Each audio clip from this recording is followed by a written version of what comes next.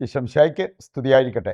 ആത്മീയ ഭോജ്യത്തിൽ ഇന്ന് നാം ധ്യാനിക്കുന്ന വിഷയം ചുണ്ടിൻ്റെ ചൂടിൽ ചണ്ടിയായ ഒരു ശുംഭനെക്കുറിച്ചാണ്. ഒരു യുവാവിന് അവൻ്റെ ജീവിതത്തിൽ സംഭവിച്ച ഒരു കാര്യം.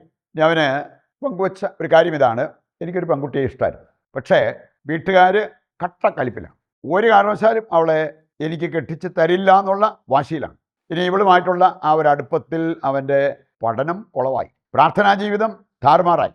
ഇവനിന്ന് അവളെ മറക്കാൻ പറ്റാത്ത ആ ഒരു അവസ്ഥയിൽ ഏതാണ്ട് ഭ്രാന്ത് പിടിച്ച പോലെ നടക്കുകയാണ്. ഞാൻ പറഞ്ഞൊരു കാര്യം, ഒരൊറ്റ ചുംബനം കൊണ്ട് അവളുടെ ചുണ്ടിൻ്റെ ചൂട് ഞാൻ അനുഭവിച്ചതാണ്. എനിക്കത് മറക്കാൻ പറ്റുന്നില്ല. അവസാനം ഇവൻ്റെ ജീവിതം എല്ലാ വിധത്തിലും ഏതാണ്ട് വട്ടപൂജ്യമാകുന്ന ഒരവസ്ഥ. അവളെ തൊട്ട് കിട്ടാൻ പോകുന്നുണ്ടോ? അതുമില്ല. അതുകൊണ്ടാണ് ഞാൻ പറഞ്ഞത്, ചുണ്ടിൻ്റെ ആ ചൂട് അനുഭവിച്ചതിൻ്റെ പേരിൽ ശരിക്കും അവൻ്റെ ജീവിതം ചണ്ടിയായി മാറി. ചണ്ടിയാവുക എന്ന് പറഞ്ഞാൽ നമുക്കറിയാമല്ലോ, ഒന്നിനും കൊള്ളാത്ത ഒരവസ്ഥ. അങ്ങനെ ഒരു അവസ്ഥയിലേക്ക് തള്ളപ്പെടാം ദൈവമക്കൾ ഒരു വളരെ സൂക്ഷിക്കുന്നില്ലെങ്കിൽ. ഇതിന് പലപ്പോഴും കാരണമായി മാറുന്ന ഒന്നാണ് ജഡമോഹം. അതിനെ നമ്മൾ നിയന്ത്രിച്ച് കീഴടക്കുന്നില്ലെങ്കിൽ ദൈവമക്കളായി നമ്മൾ അവസാനം ചണ്ടിയായി തീരാം എന്നുള്ളത് പല ബൈബിൾ കഥാപാത്രങ്ങളും നമ്മളെ പഠിപ്പിക്കുന്ന ഒരു കാര്യമാണ്. അതുമായിട്ട് തന്നെ നമുക്ക് ദൈവമക്കളെ വട്ടപൂജ്യമാക്കാവുന്ന ചില കാര്യങ്ങൾ വചനം എടുത്തു കാണിക്കുന്നുണ്ട്. അതിലേറ്റവും മുഖ്യമായിട്ടുള്ളത് ജഡമോഹമാണ്. അതേക്കുറിച്ച് നമുക്ക് പരിചയപ്പെട്ടിരിക്കാം. പ്രഭാഷകന്റെ പുസ്തകം 6-ാം അധ്യായത്തിന്റെ 2 മുതൽ വായിക്കുമ്പോൾ അവിടെ പറഞ്ഞിട്ടുണ്ട്, അഭിലാഷങ്ങൾക്ക്, അതായത് ജഡിക അഭിലാഷങ്ങൾക്ക് അടിപ്പെടരുത്. ഞാൻ ഈ സൂചിപ്പിച്ച യുവാവ് അതിന് അടിപ്പെട്ടു പോയി. അതാണ് അവന് പറ്റിയത്. അതാണ് അവനെ ചണ്ടിയാക്കി മാറ്റിയത്. അഭിലാഷങ്ങൾക്ക് അടിപ്പെടരുത്.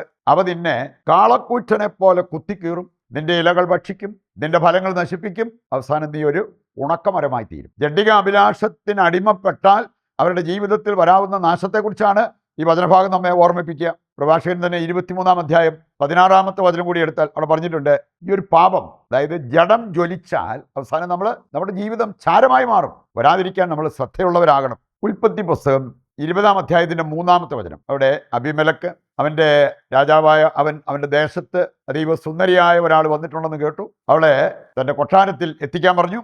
അബ്രാഹത്തിൻ്റെ ഭാര്യ സാറായായിരുന്നത്.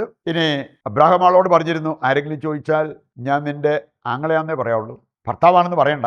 അങ്ങനെ എങ്ങാനും പറഞ്ഞാൽ ആരെങ്കിലും അവളെ മോഹിച്ചാൽ ഭർത്താവിനെ ആദ്യം കൊല്ലണം, അവളെ സ്വന്തമാക്കാൻ. ഏതായാലും അവൻ ഊഹിച്ചതുപോലെ തന്നെ കാര്യങ്ങളൊക്കെ നീങ്ങി അവളെ കൊട്ടാരത്തിൽ വരുത്തിച്ചു. എന്നിട്ട് 3-ാമത്തെ വചനം പറയാണ്, ആ രാത്രി ദൈവം അബിമേലെക്കിന് പ്രത്യക്ഷപ്പെട്ടു. ഒരു സന്ദേശം അവന് കൊടുത്തു. നീ നിന്റെ കൊട്ടാരത്തിൽ എത്തിച്ചിരിക്കുന്ന ആ സ്ത്രീ മൂലം നീ പിണമായി തീരും, ഡെഡ് ബോഡി, പിണമായി തീരും. എന്താ കാര്യം എന്ന് ചോദിച്ചപ്പോഴാണ് പറഞ്ഞ്, അവൾ മറ്റൊരാളുടെ ഭാര്യയാണ്, അബ്രാഹത്തിന്റെ ഭാര്യയാണ്. അയ്യോ, അത് ഞാൻ അറിഞ്ഞിരുന്നില്ല.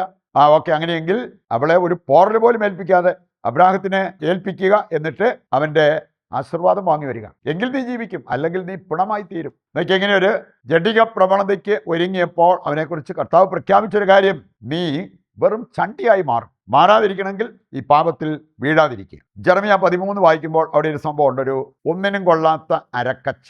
അത് കെട്ടി നടക്കാൻ പ്രവാചകനോട് പറഞ്ഞു, ഇസ്രായേൽക്കാരോട് പറയാൻ പറഞ്ഞു, നിങ്ങളും അനുദമിക്കുന്നില്ലെങ്കിൽ ഇതുപോലെ ഒന്നിനും കൊള്ളാത്ത ഒരു ജനതയായിട്ട് മാറും. അപ്പോൾ നമ്മളെ ഒന്നിനും കൊള്ളാത്തവരാക്കുന്ന ചില പാപങ്ങൾ ഇസ്രായേൽക്കാരുടെ കാര്യത്തിൽ അത് വിഗ്രഹാരാധന, അന്യദൈവാരാധന, അതിലേക്ക് പോയപ്പോൾ അവർക്ക് ദൈവം കൊടുത്ത ഒരു മുന്നറിയിപ്പാണ്. യെശയ്യാ 22:17 മുതൽ വായിക്കുമ്പോൾ അവിടെ പറഞ്ഞിട്ടുണ്ട്, നീ എത്ര കരുത്തനാണേലും നിന്നെ ഞാൻ ഒരു പന്ത് പോലെ ചുരുട്ടി വിദൂരത്തേക്ക് വലിച്ചെറിയും. പാപത്തിന്റെ ഗൗരവം അനുസരിച്ച് നമുക്ക് കിട്ടാവുന്ന ശിക്ഷയെക്കുറിച്ചാണ് ഈ വചനഭാഗത്തും നാം മനസ്സിലാക്കേണ്ടത്. ഇങ്ങനെയുള്ള കാര്യങ്ങളൊക്കെ നമ്മളെ വട്ടപൂജ്യമാക്കും, ചണ്ടിയാക്കും എന്നുള്ളത് നാം തിരിച്ചറിയേണ്ട കാര്യമാണ്. രണ്ടാമതായിട്ട് നമ്മൾ ചിന്തിക്കുന്നത് ചണ്ടിയായ ഏതാനും ബൈബിൾ കഥാപാത്രങ്ങളെക്കുറിച്ച്. ഒന്ന്, അബിമേലെക്ക്. നമ്മൾ കണ്ടു, അബിമേലെക്കിൻ്റെ ഒരു പ്രശ്നം കസേരക്കൊതിയായി. ന്യായാധിപന്മാർ 9-ാം അധ്യായം വായിച്ചാൽ സ്വന്തം കുടുംബത്തിലുള്ള ഒരുപാട് പേരെ കൊന്നിട്ടാണ് അവൻ രാജാവായത്. അതുപോലെ തന്നെ മറ്റൊരു കാര്യമായിരുന്നു, അവൻ ഈ സാറായെ സ്വന്തമാക്കി അവളെ പ്രാപിക്കാനുള്ള അവൻ്റെ ആ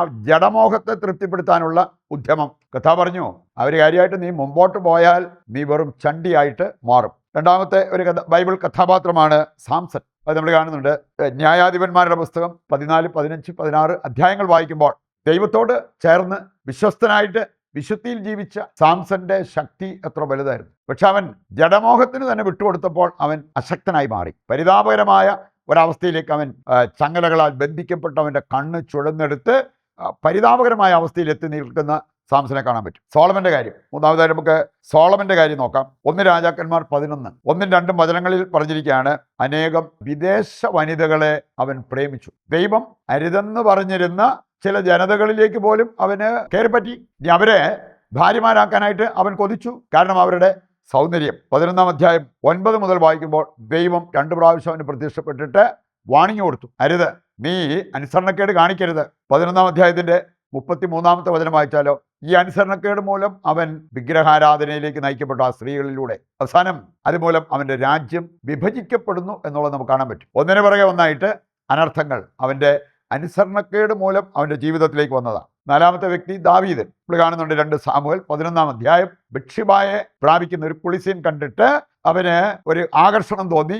അവളെ കൊട്ടാരത്തിൽ വരുത്തിച്ചു, അവളെ പ്രാപിച്ചു. അവൾ ഗർഭിണിയാകുന്നതും പിന്നീട് അവളുടെ ഭർത്താവിനെ മരണത്തിലേക്ക് തള്ളിവിടേണ്ടതായ ആ ഒരു സാഹചര്യം വന്നതൊക്കെ നമുക്ക് 2 സാമുവേൽ 11ഉം 12ഉം അധ്യായങ്ങൾ വായിക്കുമ്പോൾ കാണാൻ പറ്റും. ഇനി അതുമൂലം അവൻ്റെ ജീവിതത്തിലേക്ക് വന്ന അനർത്ഥങ്ങൾ, അവൻ്റെ കുടുംബത്തിൽ അവൻ്റെ മക്കൾക്ക് വന്ന അനർത്ഥങ്ങളൊക്കെ തുടർന്നുള്ള അധ്യായങ്ങൾ വായിക്കുമ്പോൾ നമുക്ക് കാണാൻ പറ്റും. 5ാമത്തേതാണ് ഇസ്രായേൽക്കാർക്ക് സംഭവിച്ചത്. ഇത് നമ്മൾ കാണുന്നുണ്ട് എസ്ര 9:1 മുതൽ വായിക്കുമ്പോൾ അവര് പുറജാതികളിൽ നിന്നും ജീവിത പങ്കാളിയെ തിരഞ്ഞെടുക്കുന്നതും അല്ലെങ്കിൽ അവരിലേക്ക് അവരുടെ അടുത്തേക്ക് മക്കളെയൊക്കെ കെട്ടിച്ചു വിടുന്നത് ദൈവം അരുതെന്ന് പറഞ്ഞിരുന്നതാണ്. ഇനി അങ്ങനെ ഒരു കാര്യം ചെയ്തിട്ട് അവസാനം അവരുടെ ജീവിതത്തിലുണ്ടായ ദുരിതങ്ങളും ക്ലേശങ്ങളും എസ്രാ പ്രവാചകൻ ഉപവസിച്ച് സായാഹ്ന ബലി അർപ്പിച്ച് ദൈവത്തിൻ്റെ കരുണയ്ക്ക് വേണ്ടി പ്രാർത്ഥിക്കുന്നതൊക്കെ നമുക്ക് കാണാൻ പറ്റും. എസ്ര 8ഉം 9ഉം അധ്യായങ്ങൾ വായിക്കുമ്പോൾ ഈ കാര്യങ്ങളെല്ലാം അവിടെ കൊടുത്തിട്ടുണ്ട്. അവസാനമായിട്ട് നമ്മൾ ചിന്തിക്കുന്നത്, നമ്മുടെ മുമ്പിൽ രക്ഷയും ശിക്ഷയും ദൈവം വെച്ചിട്ടുണ്ട്. നമുക്ക് ഇഷ്ടമുള്ളത് തിരഞ്ഞെടുക്കാം. നല്ലത് തിരഞ്ഞെടുത്താൽ രക്ഷപ്പെടാം, ജീവൻ തിരഞ്ഞെടുത്താൽ രക്ഷപ്പെടാം. ഇനി ചീത്ത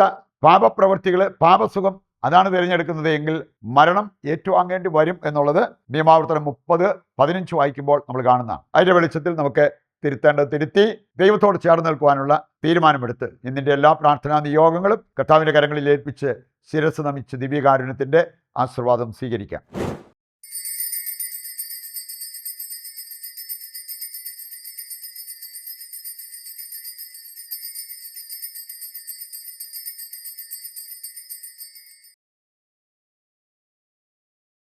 പരിശുദ്ധ പരമ ദിവ്യകാരുണ്യത്തിന് എന്നേരവും ആരാധനയും സ്തുതിയും പുകഴ്ചയും ഉണ്ടായിരിക്കട്ടെ. നാളെ മറ്റൊരു എപ്പിസോഡുമായി വീണ്ടും നമുക്ക് ഒന്നിക്കാം. ദൈവം നിങ്ങളെ സമർത്ഥമായി അനുഗ്രഹിക്കട്ടെ.